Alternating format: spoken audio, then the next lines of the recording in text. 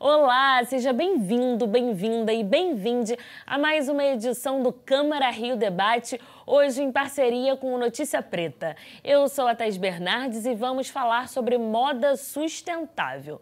Para falar sobre esse assunto, eu recebo aqui no estúdio 3 convidadas.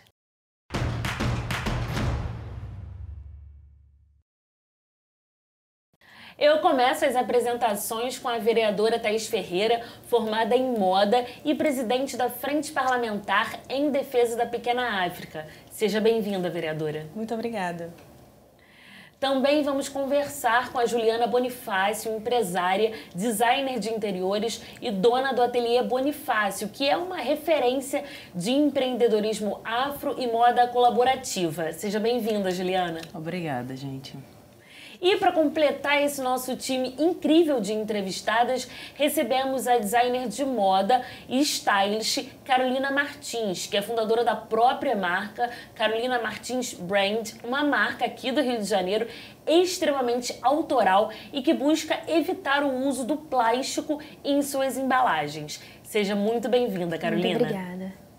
Hoje, o que entendemos sobre moda sustentável são roupas, calçados e acessórios que são fabricados e comercializados de maneira que causem o menor número de impactos sociais, mas também ambientais. De acordo com um estudo recente, para cada 5 peças de moda novas produzidas por ano, 3 são descartadas. Um outro estudo aponta que 90% das nossas roupas são descartadas antes do tempo necessário. Vamos assistir agora uma reportagem que fala sobre esse tema. Já parou para pensar como as roupas que você veste foram fabricadas? Ou para onde elas vão depois que você joga fora? Segundo estimativa do Sebrae, no Brasil, 70 mil toneladas de lixo são gerados anualmente pela indústria têxtil. 80% são descartados indevidamente e apenas 20% são recicláveis. Os números mostram a necessidade de a indústria da moda repensar sua contribuição para o futuro do planeta, desde a produção até o consumo. Muitas empresas já adotam um modelo de negócio sustentável. Um exemplo é a Nery Modas, loja carioca de roupas e acessórios que também aposta no negócio como forma de empoderamento. Nossa sustentabilidade hoje está trabalhando com muitos afroempreendedores, tanto na loja como aqui na fábrica. Isso ele consegue amenizar o descarte. Então, aonde todas as empresas, se elas tivessem uma fábrica, a gente ia estar poluindo mais o ambiente. Então, concentrando tudo em um único lugar, a gente consegue absorver tanto, não muito, mas pelo menos uma boa parte dessa sustentabilidade. Então, aonde todo mundo vem aqui, faz os seus cortes, faz as suas peças piloto, então a gente consegue desenvolver. A moda colaborativa também é exercida na Nery Modas. A prática vem fortalecendo o afroempreendedorismo. E nem toda uma ideologia de trabalho vai servir para aquele outro afroempreendedor, mas que alguma coisa que eu vivenciei já pode ajudá-lo e vice-versa. Então tem essa possibilidade de crescimento. Além de estilo e tendência, a moda de hoje exige atitude política e responsabilidade com os consumidores e as futuras gerações. Moda é um ato político, né? É um modo de você se defender, de você se mostrar, de você se libertar, de você mostrar para o que veio. Então isso é muito importante. Trazer essa possibilidade de personalidade para as pessoas é muito bom. E as pessoas mesmo vendo que, pô, caramba, essa marca, além de estar só ali, que quando eles chegam já está o produto pronto, mas saber que tem uma fábrica, saber que tem um chão ali onde a gente produz, isso é muito importante. Vereadora, você que vem desse mundo da moda, que já trabalhou com moda e que entende a importância da moda para nós, pessoas negras, né, que entende que a moda também é uma forma de se expressar. E quem falou isso foi você ainda há pouco, um pouquinho antes de começar o programa. E eu fiquei pensando assim, como a gente se expressa através da moda há muito tempo. A moda é ancestral pra gente. E quando a gente fala sobre moda, sustentabilidade e negritude, isso está muito ligado, porque a sustentabilidade para os nossos ancestrais negros, indígenas e quilombolas, ela sempre existiu. Porque a gente acredita que a gente vem da terra e que a gente volta para a terra. E aí eu dei toda essa volta porque eu queria entender como que a senhora vê essa ligação da moda com a sustentabilidade, com a negritude e com as favelas e periferias? Muito obrigada pela pergunta.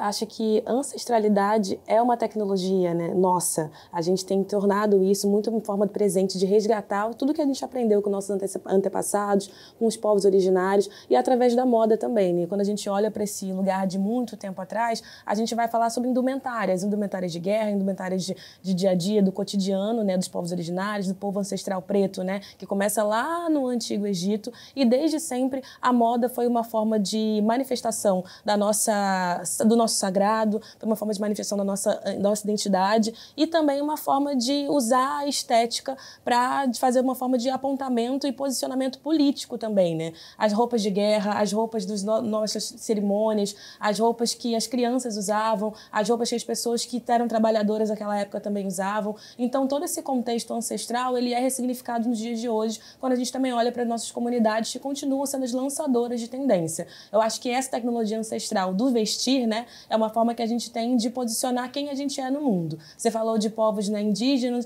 eu falei de povos originários desde lá do Antigo Egito, e trazendo para a realidade dos dias de hoje, a gente entende que a moda, nesses espaços, sempre foi muito consciente, né? Ela sempre foi uma forma de entender que cada pessoa tem o seu papel, uma forma de entender a circularidade também em cada comunidade. Então, a gente vai ter, desde esses tempos mais antigos, as roupas dos menores passando para aqueles outros que vão crescendo, e as que vão crescendo também passando para os seus filhos, né? As roupas, elas fazem parte da família, elas falam muito sobre aquela prole, elas falam muito sobre o lugar que aquelas pessoas estão localizadas, e isso também se reflete no dia a dia de uma comunidade, né? Quando a gente vai olhar e a gente vai ver as meninas que estão crescendo, passando as suas roupas para os irmãos menores, a gente vai ver às vezes até roupas usada em festa, né? Casamento e tudo mais, a gente vai ver essa perpetuação, né, do vestir daquela família através da passagem. E a gente fala de moda circular, sustentável, do próprio upcycling, né? Quando a gente vai aproveitar os resíduos têxteis, né? Isso acontece há muito tempo nas favelas, né? É de retalho que a gente faz coxa, é também desses retalhos que a gente vai fazer muitas vezes até objetos, né, para cobrir a nossa comida,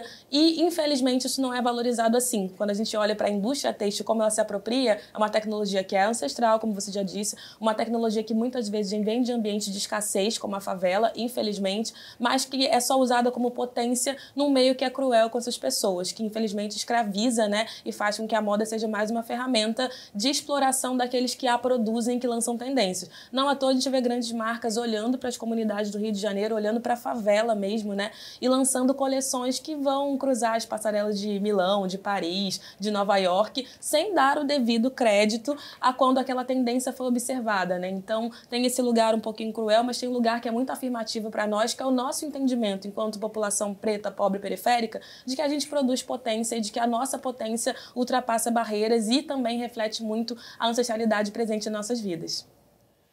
E aí, você falando tudo isso, muitas vezes as pessoas falam assim, nossa, tem tanto assunto importante para falar, é sério que vocês vão falar sobre moda sustentável, né? A gente falou aqui de favela, tanta coisa importante para falar, só que eu queria que você me explicasse, Thaís, assim, do que vale uma roupa que causa menos impacto no mundo, do que vale, já que a gente tem tantos desafios mais importantes por aí. Sim, eu acho que temos diversas agendas, né? Mas quando a gente vai falar da redução de dano, da redução do impacto, a gente chega muito facilmente na condição climática e no racismo ambiental. Então, a gente vai falar dessa indústria têxtil incinerando esses resíduos. Quando eles não são incinerados e são reaproveitados, eles reduzem o impacto em comunidades que estão próximas ali, né? Porque ninguém vai incinerar tecido perto de um lugar bacanudo no centro de São Paulo, onde a gente tem muita empresa de moda vibrando. Mas sim, fazem os lixões e levam esses resíduos para perto de comunidades que estão inflamadas por populações vulneráveis. Então, quando a gente reduz o impacto de tudo isso, é menos uma peça, é menos milhares de peças que chegam perto daquelas comunidades, mais próximo até da gente, né? A gente tem aí o exemplo do lixão de Gramacho, que também tem resíduos têxteis que são despejados lá, infelizmente. Outros lugares, né, próximo das fábricas, em São Cristóvão, ainda há, infelizmente, pessoas que depositam os resíduos têxteis próximos ali, e a gente tem a população vulnerável que sofre com esse impacto. Então, assumir a responsabilidade de uma forma pequena, singular, reflete, sim, nesse grande impacto coletivo. Mas é preciso fazer muito mais, né? Por isso que moda é um assunto também político, é por isso que a gente precisa fomentar essa cadeia de produção de inventividade social para que a gente tenha projetos aprovados que protejam a população que mais precisa e que combatam o racismo ambiental que está, assim, atrelado ao excesso de resíduos também da indústria têxtil. Vou passar agora para a Juliana Bonifácio. Você falou sobre, né, da gente funcionar de maneira circular, em comunidade. Isso é algo que você já faz, né, Juliana, que você entende muito bem. A Juliana, ela é fundadora do Ateliê Bonifácio, que funciona como moda colaborativa, além de promover eventos afrocentrados no próprio ateliê, mas não é só isso. A Juliana também é designer de interiores, mamãe do Heitor, e coisas que você se orgulha muito, sim, né, Juliana? A gente estava falando aqui sobre essa moda ser ancestral, ser resgate, ser também um espaço nosso de aquilombamento e de ser sustentável. Como você, no seu dia a dia, no seu ateliê, trabalha essa questão de ser afrocentrado e, ao mesmo tempo, trabalhar a sustentabilidade? Como que você linka tudo isso? Então, gente, eu sou uma mulher preta jovem, né, de 28 anos, mãe. E desde sempre, acessar os lugares onde comercializam moda sempre foi muito distante para mim. E depois, quando se tornou possível, através do meu trabalho, os lugares não me recebia da maneira que deveria ser recebida, né? Então, eu criei uma loja colaborativa, onde é uma casa e onde todas as pessoas que chegam lá no espaço se sintam acolhidas dentro da nossa característica do nosso povo. Então, eu não consigo falar de sustentabilidade sem falar de consumo consciente, sabe? Para mim, a gente precisa mudar as práticas de consumo. Então, por que não comprar da mão de quem faz, né? Quando a gente começa a comprar da mão de quem faz, a gente tira daquela costureira, daquela modelista que faz suas produções em escala e ganha tão pouco pela sua produção e pela sua arte, pela sua criatividade, e a gente tira dessa grande indústria que já está acostumada a comercializar esse trabalho e bota dentro da casa dessas pessoas. Então, assim, tanto no Ateliê Bonifácio quanto nas minhas obras, eu acredito que o consumo consciente é a chave para tudo. Sou especialista no boho chique, que trabalha justamente com isso, memórias afetivas. Não tem uma casa que eu decore que eu não vou... A primeira coisa que eu vou pensar é qual artesão que eu vou contratar para poder fazer uma decoração comigo. Porque eu consigo entender que a gente tem essa potencialidade, né, de criar as coisas com muita... A gente está acostumada com a escassez, então o criativo da gente é muito aguçado, então é muito mais fácil da gente criar os ambientes acolhedores e tal. A moda, para mim, ela veio como um resgate. E ter o Ateliê Bonifácio com várias mulheres pretas potentes me resgatou de uma maneira muito profunda. Através do Ateliê Bonifácio, eu me reconheço como uma mulher preta que posso usar o que eu quiser e que eu tenho autonomia para fazer o que eu quero. Então, assim, eu acho que a moda, ela muda nossas condições de pensamento, nossa condição de estado, né? De estar também, de pertencer aos ambientes. E também ela proporciona que a gente possa também elevar o que a gente acredita como construção criativa, entendeu? Carolina, você é uma jovem negra moradora de Niterói que confecciona as suas peças e que faz praticamente tudo de A a Z, né? Você pensa nesse processo todo. Eu vou fazer uma pergunta parecida do que eu fiz para a Juliana, mas eu tenho certeza que vai ser uma resposta complementar. Como você coloca na sua arte, né? Como que você trabalha a questão da sustentabilidade, mas como que você coloca também a sua negritude na sua arte? Então, a minha marca tem 4 anos e nesses 4 anos que eu me reconheci como mulher preta. Construí a marca e também me reconstruí como mulher.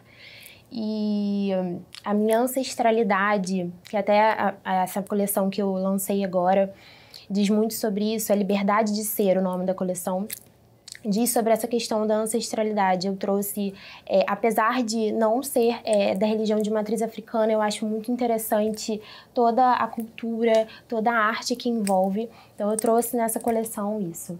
Então, sobre a questão da sustentabilidade, desde o início, eu produzo acessórios que sejam exclusivos e que tenha essa vertente para madeira, resina.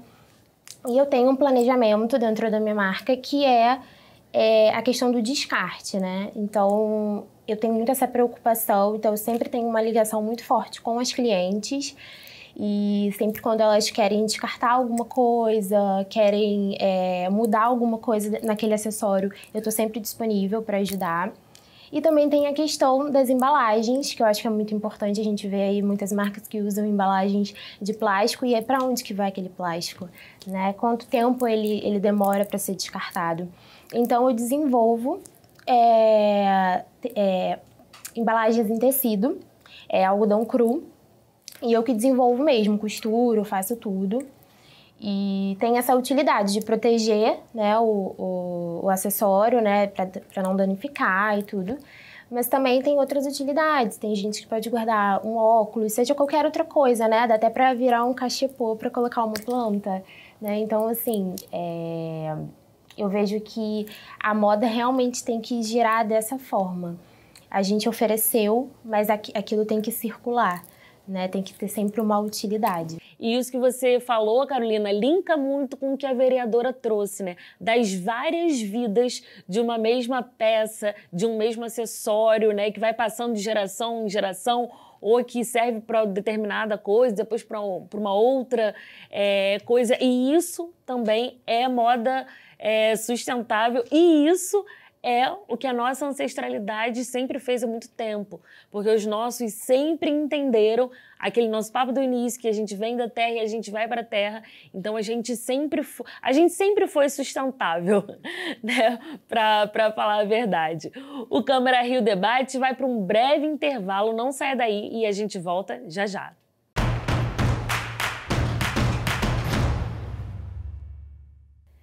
Estamos de volta com o Câmara Rio Debate, hoje falando sobre moda sustentável. E antes de voltar a conversar com as nossas convidadas, vamos assistir ao depoimento da jornalista especializada em moda, a Luanda Vieira. Bom, eu acredito que nos últimos 3 anos, principalmente depois de Black Lives Matter, a gente teve, sim, no Brasil, uma evolução muito grande em relação à presença de pessoas negras na moda. O que eu acho que a gente precisa tomar muito cuidado é saber avaliar se essa evolução realmente segue acontecendo, porque o que eu observo e estudo é que as campanhas, as publicidades, os comerciais, as fotos de revistas, elas realmente estão mais inclusivas. Mas hoje a gente tem que prestar atenção em quem está por trás dessa produção. Não basta mais ter o nosso corpo ali exposto, sendo que na hora que a gente pode mostrar o nosso intelecto, a hora que a gente pode falar sobre as coisas que a gente estuda, as coisas que nós somos especialistas, ninguém nos chama. Então hoje eu acho que, apesar dessa evolução, a gente precisa ficar de olho em quem está por trás, quem está produzindo essa imagem, quem é o jornalista que está escrevendo aquela matéria, quem é o diretor que produziu tudo aquilo. Então eu vejo um avanço, a gente não pode negar, mas a gente precisa ficar de olho e continuar cobrando que a presença negra esteja em toda a cadeia da moda. Vereadora, a gente viu no VT o comentário da entrevistada, né, sobre essa dificuldade no mercado de trabalho que nós, pessoas negras, enfrentamos. E aí, numa conversa que a gente teve, eu perguntei para você, mas por que você não continuou desse mundo da moda? Né? Por que não personal stylist? E você trouxe justamente essa questão do racismo também nesse meio da moda, não é isso? Eu comecei a costurar com 9 anos de idade, então realmente sonhava que poderia ser uma estilista famosa, alta costura. Crianças precisam sonhar com isso, né? Mas quando a gente vai crescendo, a gente vai entendendo como as desigualdades vão retirando oportunidades de nós, que somos pessoas pretas, pobres, periféricas, e esse era o meu caso. Então eu consegui acessar o curso de graduação em moda com muito esforço da minha família. Minha mãe ali conseguiu bolsa de estudos, o trabalho dela dava um desconto. Me formei, até me formar, a única forma que eu tinha de exercitar isso era trabalhar trabalhando em shopping, tá mais próximo de roupa, ser vendedora de shopping, mesmo fugindo um pouco do padrão, né? Porque até para ser aceita em algumas lojas no eixo Zona Sul, um lugar onde as marcas de moda, né, as grandes marcas estão, você precisa furar a bolha que não é qualquer bolha, né? A bolha do racismo. As pessoas precisam te enxergar como alguém que tem perfil para estar ali. Furei essa bolha por conta do meu cabelo Black Power. Eu era um acessório. Sabia que era decorativo, mas eu falei, vou usar isso de forma estratégica para entrar nesse mundo. Entro nesse mundo e descubro que ele é mais cruel do que aquela menininha de 9 anos imaginava. E ele ainda vai me colocando, mesmo que eu tenha potencialidade, ele vai me colocando naquele lugar apenas de estar onde as pessoas deixam eu estar. Ir até onde uma pessoa preta pode ir. E aí eu tô falando aí dos idos anos, né? De 2006, 2007, 2008, 2009, 2010, 2011, até 2012, onde eu realmente já tinha passado por backstage de moda, assistência de estilo, personal stylist, visual merchandising, né, fazer as vitrines, fazer com que a marca venda mais, o marketing de moda, e tinha percebido que existe uma exploração, existe uma manipulação do consumo que não é nada consciente, que na verdade alimenta tudo aquilo que eu não quero. E pior, explora o meu povo. Aí eu faço essa crítica e percebo que esse mercado cruel, essa indústria têxtil não é para mim, porque moda para mim sempre foi comportamento, sempre foi política e afirmação da identidade. É uma liberdade de ser quem eu queria ser, né? Então, ver a Carol fazendo essa coleção, né, de liberdade de ser é muito importante hoje. Eu entendo que o que eu passei, muitas outras mulheres negras, como a Juliana, não estão passando ou estão até tendo condições de dar condições para que outras de nós não passem. Eu fiz esse fechamento de portas desse mercado, mas entendi que o meu trabalho na moda continua, até porque eu trago para minha política esse lugar de que a nossa transformação também é estética. Ela é ética, política, mas ela é estética, e eu vou continuar usando a moda como essa ferramenta, assim como nossos ancestrais já usaram, né? Então, para uma entrevista bacanuda com você, eu me visto assim. Para os dias de guerra no plenário, eu me visto de uma outra forma. Para um protesto também, é uma outra roupa que eu vou usar. A gente vai colocar nossas palavras de ordem no nosso corpo. Vamos usar o nosso animal print também, né? Porque a gente sabe que isso é roupa também de valorização ancestral. E vou fazendo esse trabalho, que ainda é de moda, como uma forma de afirmação política. E a gente ocupa os espaços como a gente pode, a gente vai furando essas bolhas como a gente pode. Muitas vezes empreender pra gente não é uma opção, é a solução que a gente tem, é a forma, não é, Juliana? Empreender pra mim foi uma forma de sobrevivência, tanto no design de interiores, né, porque durante um período da minha vida morei na rua com a minha família, e aí ser design de interiores foi uma forma de fazer com que as pessoas tivessem em casa, um lar. E aí não faço showroom por conta disso. Por isso que a gente ressignifica sempre as coisas dentro da casa. Então, a moda, quando eu falo de moda, eu tenho propriedade para falar sobre moda de casa. E quando eu falo sobre moda de vestimenta, eu digo que hoje eu só me tornei essa mulher capaz de enfrentar o mundo através dessa loja que eu montei. Através dessa loja, através de como eu me visto hoje, né? Porque antes disso eu não tinha referência alguma. Eu estava sempre tentando me encaixar em algum padrão estético aceitável. E eu só percebi que eu poderia crescer empreendendo. Então, hoje eu faço só o que eu quero mesmo, e vou fazer para sempre só o que eu quero, mas não dá para ir sozinha. Eu trabalho com o coletivo justamente por isso. A gente só consegue se fortalecer contra a população preta quando a gente está andando junto. Então, a gente fica mais resistente, a gente fica mais seguro e a gente tem propriedade para poder seguir em frente, sabe? Então, a moda, ela é libertadora, sim. Eu acredito que a gente precisa, as mulheres pretas, mais do que nunca, agora precisa se vestir dessa moda, dessa ancestralidade potente, de entender que a gente não veio do navio negreiro com aquelas roupas rasgadas. Então, a gente precisa se vestir para essa guerra diária que é ser mulher preta empreendedora aqui nesse país. Carolina, para você também, empreender foi a opção, foi a solução? Exatamente, foi a mesma coisa. Eu lembro que eu me formei em moda em 2017, e aí logo no finalzinho, né, de 2017, no início de 2018, já naquela coisa, né? Tem que conseguir um emprego e CLT. Só que não aconteceu. Eu lembro que eu cheguei a mandar na mesma semana 20 currículos e nada de resposta. E assim, fazendo esse link com a ancestralidade, eu já fazia biju quando eu era pequena. E aí me deu esse estalo. Eu falei assim, por que não fazer biju para vender. E foi algo muito natural. Comecei a fazer... De miçanga você fazia? Era miçanga, era aquela coisa de criança, né? E realmente isso, a Carol criança, né, despertou ali e falou, por que não fazer disso um trabalho? E aí começou a dar super certo.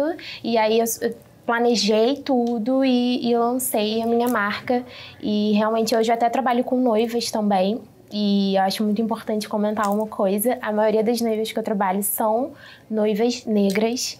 E elas me procuram por realmente ver essa representação ali, naquela representatividade. De ver que uma mulher preta está conseguindo chegar a lugares altos. O que você traz na sua fala, Carol, é muito importante, né? Porque você fala sobre representatividade. São noivas negras que se veem representadas no seu trabalho. E como isso é importante, né? Essa representatividade, principalmente também em lugares de poder e de tomada de decisão, né? E quando a gente fala de representatividade, a gente também está falando sobre esses lugares serem ocupados por pessoas conscientes. E aí, com essa fala, eu me dirijo à vereadora para fazer as considerações finais. Você, uma mulher negra, nesse espaço de poder de tomada de decisão de uma maneira tão consciente. Eu acho que esse exemplo de consciência é um exemplo da nossa ancestralidade, né? Eu acho que estar ocupando esse lugar hoje é, de fato, retomar o lugar que sempre foi de mulheres pretas na civilização africana, né? Sempre estivemos nos lugares de governança, nos lugares de liderança, nos lugares de maternidade, né? E maternagem, pra gente, é também um lugar sagrado, ancestralmente falando. Sempre fomos as rainhas mesmo, né? Então, isso é muito importante ser afirmado, reafirmado do nosso fazer presente. E é por isso que a gente tem essa possibilidade de exercitar melhor a consciência. Porque o que a gente aprende com as nossas IAs, né, com as nossas IABAs, é esse lugar do compartilhar. E o compartilhar é a maior forma, né, a maior ferramenta de ser sustentável. Quando a gente compartilha a tecnologia, quando a gente compartilha a nossa vida, quando a gente compartilha a nossa inteligência, quando a gente compartilha, de fato, as soluções que a gente vai criando para beneficiar todo o nosso povo, a gente está, de fato, exercitando o pensamento sustentável, o pensamento consciente, que também está na moda. É por isso que as nossas mulheres, né, elas devem se vestir com tanta nobreza, com tanta altivez. É por isso que a gente deve se adornar, é por isso que os nossos cabelos se transformam em coroas, é por isso que as nossas estampas, elas dizem muito sobre nós. É uma afirmação também, a partir da nossa moda, desse lugar que nós sempre estivemos ocupando, que nos foi retirado, infelizmente, é o que vivemos na desigualdade do Brasil racista de hoje, mas que a gente tem poder para fazer essa retomada a partir de nós mesmas. Então, esse exemplo é um exemplo que eu vejo muita genuína irmandade entre mulheres pretas, né? As conexões das nossas redes que se formam e que isso também é tecer, né? Até nesse lugar está o tecido, até nesse lugar está esse lugar têxtil benéfico para toda a sociedade. Obrigada, vereadora. Juliana Bonifácio, a mulher que criou o seu quilombo empreendedor. Sim. Suas considerações finais. Eu aprendi com a minha mãe, assim, essa questão de ressignificar as coisas, né? A gente vem da escassez, então eu deixei, um tempo atrás, eu deixei a escassez de lado, soltei a mão daquela menina e me tornei a mulher que eu sou hoje, empreendedora, dona dos meus negócios, né? Mãe também de um menino maravilhoso. Quando eu me visto, ou quando eu decoro, eu tô afirmando um lugar que eu acredito, sabe? Então, eu acho que a gente, mais do que nunca, é muito importante frisar que a gente precisa mudar nossas práticas de consumo o mais rápido possível, sabe? As nossas construções, todas as construções que a gente tem hoje é ancestrálica e a gente está mudando muito essa característica também dentro da construção civil e a gente tem tido também muito descartes, né? Muitos descartes em prol desse capitalismo. Eu acho que a gente precisa ressignificar essas coisas o mais rápido possível, sabe? Se conectar com o que a gente precisa de verdade, assim. E quando você fala sobre escassez, a nossa escassez, ela pode ser até material, mas ela é só material. Porque a nossa riqueza, ela vem de outros lugares, de outras coisas, onde ali não tem nada de escasso, né, Carol? Sim, muito importante isso que você falou, porque a riqueza vem realmente dessa ancestralidade, a realeza. Quando eu desenvolvo os acessórios, eu penso muito nisso. Como que eu quero ver essas mulheres, sabe? Eu quero que elas se sintam realmente rainhas com cada acessório. Então, realmente, o empreendedorismo traz, né, algo novo, o empreendedorismo preto, principalmente, traz algo novo e muito potente. E realmente eu acho que, como eu disse, né, anteriormente, ainda há lugares muito altos para a gente alcançar. E veremos muitas de nós aí nesses lugares. E é um prazer estar aqui. Muito obrigada. Eu agradeço a presença de todas, todos e todas aqui no programa. Muito obrigada a você aí que está na sua casa pela audiência. Você também pode acompanhar o conteúdo desse programa e muitos outros nos podcasts da Câmara aí na sua plataforma de áudio favorita. Veja também outras notícias nas nossas redes sociais no Câmara.rio. O Câmara Rio Debate de hoje fica por aqui. Até a próxima. Tchau, tchau.